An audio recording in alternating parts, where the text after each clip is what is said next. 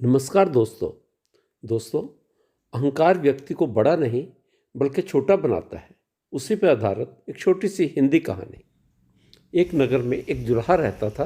वह स्वभाव से अत्यंत शांत, नम्र और वफादार था। उसे क्रोध तो कभी आता ही नहीं था।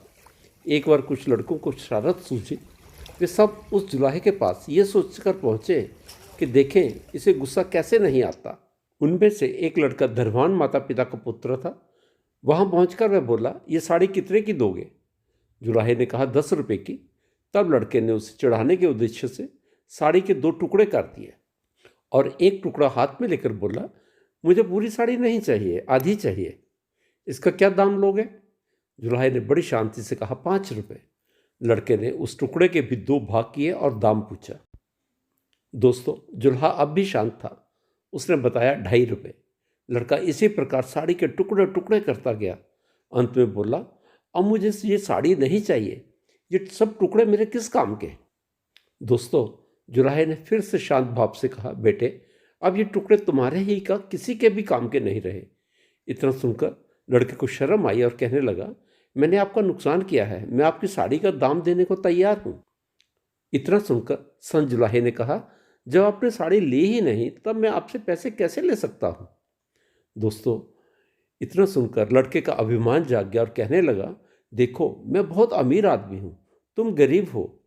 मैं इसकी कीमत दे दूंगा तो मुझे कोई फर्क नहीं पड़ेगा, परंतु तुम ये घाटा कैसे सहोगे?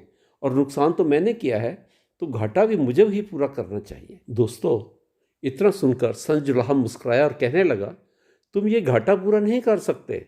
सोचो, किसान का कितना श्रम लगा तब कपास पैदा हुई। फिर मेरी स्त्री ने अपनी मेहनत से उस कपास को बीना और सूत काता, और फिर मैंने उसे रंगा और बुना।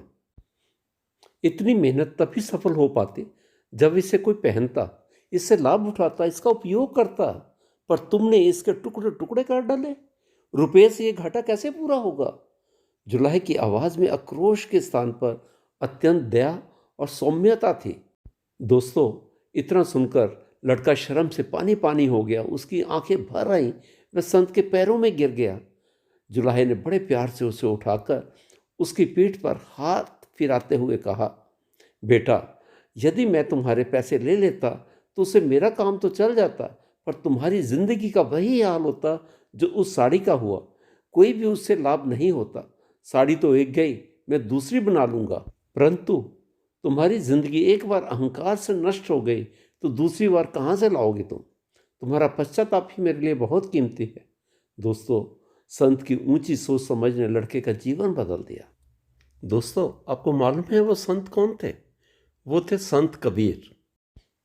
दोस्तों, अंत में यही कहूँगा कि हमें काम, क्रोध, मोह, लोभ और अहंकार से बचना चाहिए। दोस्तों, आपका बहुत बहुत धन्यवाद। अगर आपको ये मेरी कहानी पसंद आई हो तो इसे लाइक, शेयर एंड सब्सक्राइब करना ना भूलें। धन्यवाद।